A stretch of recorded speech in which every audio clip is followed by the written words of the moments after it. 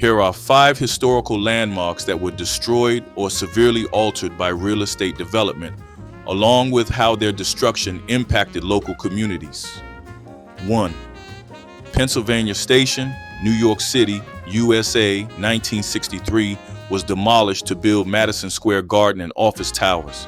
The public outrage led to the birth of the historic preservation movement in the U.S., including the creation of the Landmarks Preservation Commission in New York City.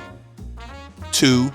Hutongs, Beijing, China, 1990s to present, was a thousands of centuries-old set of alleyways and courtyard homes that were demolished for modern high-rises and Olympic Games development.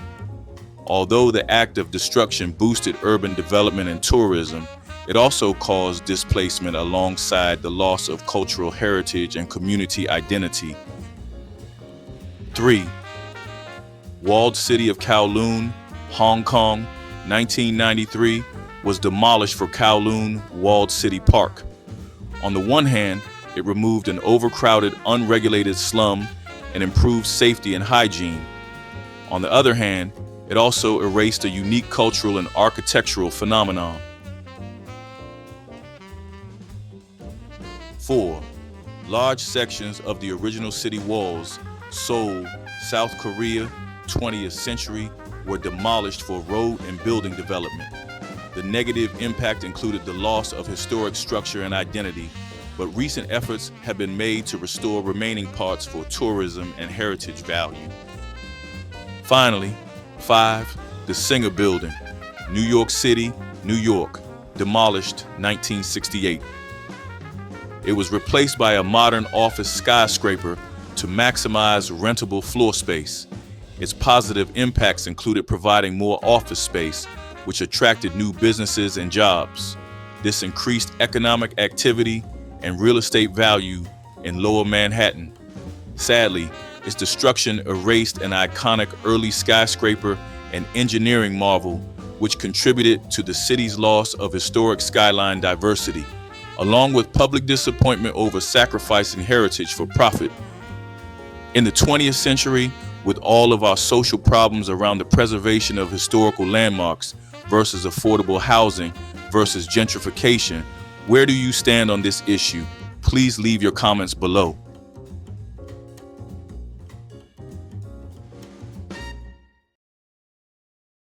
Before Columbus crossed the Atlantic, the Indian Ocean was already a bustling superhighway of global trade. Let's explore how trade across the Indian Ocean shaped global civilizations, from ancient times to the modern era, involving merchants, empires, and explorers. The early Indian Ocean trade routes, before 1492, involved ancient civilizations who already made profits and shared cultural values as they participated in bustling trade exchanges with cross-cultural experiences long before the arrival of Europeans. These groups included the Harappans of the Indus Valley, who traded with Mesopotamia around 2500 BCE. According to Africa, me.factsanddetails.com, Dilmun is one of the world's oldest known trading centers. It was a major port on sea routes between Mesopotamia and India. Sumerian, Babylonian, and Assyrian inscriptions all refer to it. In East Africa, along the Swahili coast, they traded ivory, gold, and slaves, while in South India, in the Tamil kingdoms, exporters traded spices, pearls, and textiles. China traded porcelain and silk via Southeast Asia, while Arab traders developed dhows, which were and still are common on both the Red Sea and the Indian Ocean. Sailors predicted the best times to sail based on the monsoon winds. The golden age of Islamic trade from 7th to 15th century CE marked a period of immense commercial, cultural, and scientific growth across the Islamic world. Muslim merchants and sailors established vast trade networks connecting the Middle East, North Africa, Europe, Central Asia, India, and the Indian Ocean. Key cities like Baghdad, Cairo, and Damascus became vibrant trade hubs. Goods such as silk, spices, gold, and textiles were exchanged, along with ideas, technologies, and beliefs. Innovations in navigation, banking, and record-keeping advanced global commerce. This flourishing trade era helped shape early globalization and laid the foundation for modern economic and cultural exchanges. In 1498, Vasco da Gama's arrival in Calicut, modern-day Kozhikode, India, marked a major turning point in global history. It was the first time a European had reached India by sea, bypassing overland routes controlled by Muslim and Venetian middlemen. This new maritime route allowed Portugal and soon other European powers to access the lucrative spice trade directly. Before this, spices like pepper, cinnamon, and cloves reached Europe through long, costly networks crossing Asia and the Middle East. By sailing around Africa, the Portuguese dramatically reduced costs and increased profits, fueling European economic expansion. Da Gama's voyage disrupted the centuries-old Indian Ocean trading system, which had long been dominated by Arab, Indian, African, and Southeast Asian merchants. The Portuguese introduced naval power and violence to secure trading posts and monopolize trade, reshaping the balance of power in the region. Forts and colonial outposts sprang up along key ports, and European imperialism took root. This event changed the world by beginning a new era of global maritime empires, colonization, and cross-cultural exchanges, often exploitative and violent. It ushered in Europe's rise to global dominance, reshaped economies across continents, and altered the lives of millions through shifting trade networks, forced labor, and cultural encounters that still impact the modern world. Please share your thoughts and any other relevant facts about the Indian Ocean that might be interesting to this community. Thank you for liking and sharing this video.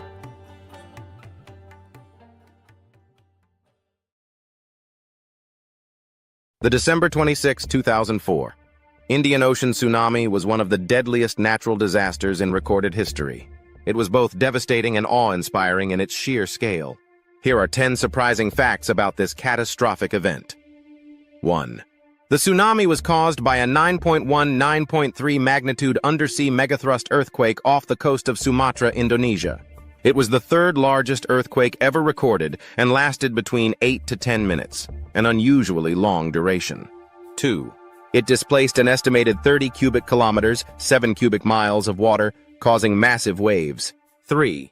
The waves traveled across the Indian Ocean at speeds up to 800 kilometers per hour, 500 miles per hour, comparable to the speed of a jet plane. Despite this, the waves took hours to reach distant shores, giving some areas time for evacuation.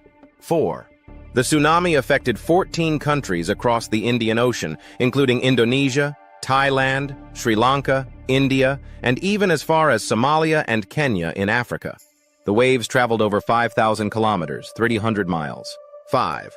Over 230,000 people lost their lives, making it one of the deadliest natural disasters in human history. Indonesia was the hardest hit, with over 167,000 fatalities.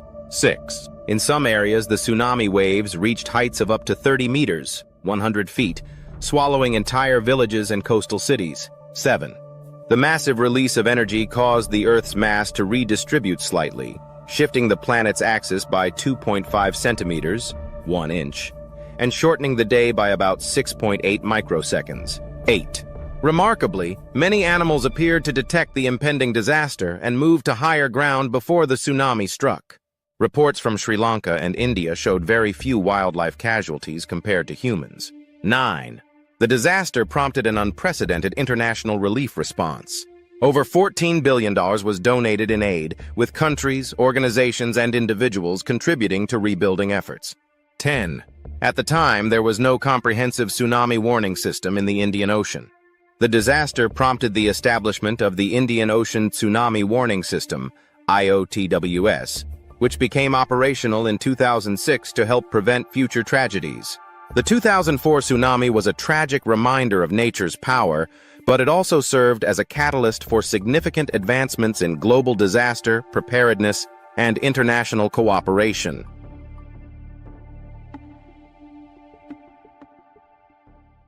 A concise history and contemporary overview of South Africa. Long before European colonization, South Africa was home to diverse indigenous communities. The San and Khoikhoi peoples, known for their hunter-gatherer and pastoralist lifestyles, were among the earliest inhabitants. Around the 3rd century CE, Bantu-speaking groups migrated into the region, introducing agriculture, ironworking, and settled village life. Notably, the kingdom of Mapungubwe emerged in the 11th century near the Limpopo and Shashi rivers, which became a significant center for gold and ivory trade. This laid the groundwork for future states like Great Zimbabwe. During the colonial era and apartheid, European contact began in 1488 with Portuguese explorer Bartolomeu Dias. The Dutch established the Cape Colony in 1652, later ceded to the British in the 19th century. Colonial rule intensified racial segregation, culminating in the institutionalized system of apartheid from 1948 to 1994. Under apartheid, the white minority enforced policies that disenfranchised and oppressed the non-white majority. Resistance movements, both domestic and international, eventually led to the dismantling of apartheid, with Nelson Mandela's election in 1994. This momentous event marked the beginning of a democratic South Africa. As of mid-2025, South Africa's population is estimated at approximately 64.7 million. The demographic composition includes about 81.4% Black Africans, 9% mixed race, 7% white, and 2.5% Indian or Asian populations. The median age is 28.7 years, which reflects a relatively young population. Urbanization is significant, with about 66.6% of the population residing in urban areas. South Africa possesses a mixed economy, characterized by a combination of agriculture, manufacturing, services, and a significant mining sector. The country is rich in natural resources and is one of the world's leading producers of platinum, chromium, manganese, and gold. However, economic challenges persist. In 2025, the National Treasury projected a budget deficit of 4.70% of GDP, which was attributed to weak economic growth and revenue shortfalls. Public debt levels remain high, and unemployment continues to be a pressing issue. As of the first quarter of 2025, South Africa's official unemployment rate has risen to 32.9%, up from 31.9% in the previous quarter. This increase reflects a loss of 291,000 jobs, bringing the total number of employed individuals down to 16.8 million. The number of unemployed people increased by 237,000 to 8.2 million. Youth unemployment remains particularly concerning, with the unemployment rate for individuals aged 15-34 increasing from 44.6% to 46.1% in the first quarter of 2025. The sectors most affected by job losses include trade, construction, private households, community and social services, and mining. Conversely, employment gains were noted in the transport, finance, and utilities sectors. Post-apartheid South Africa has made strides in addressing racial inequalities, but disparities remain. Land reform is a particularly contentious issue. In January 2025, President Cyril Ramaphosa signed the Expropriation Act. This allows the state to seize property without compensation in specific cases and aims to rectify historical injustices where white South Africans, who are 7% of the population, own a disproportionate share of farmland.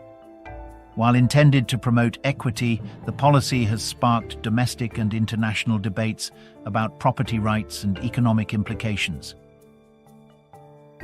South Africa maintains a complex web of international relationships. It is a member of BRICS and aligns with countries like China and Russia.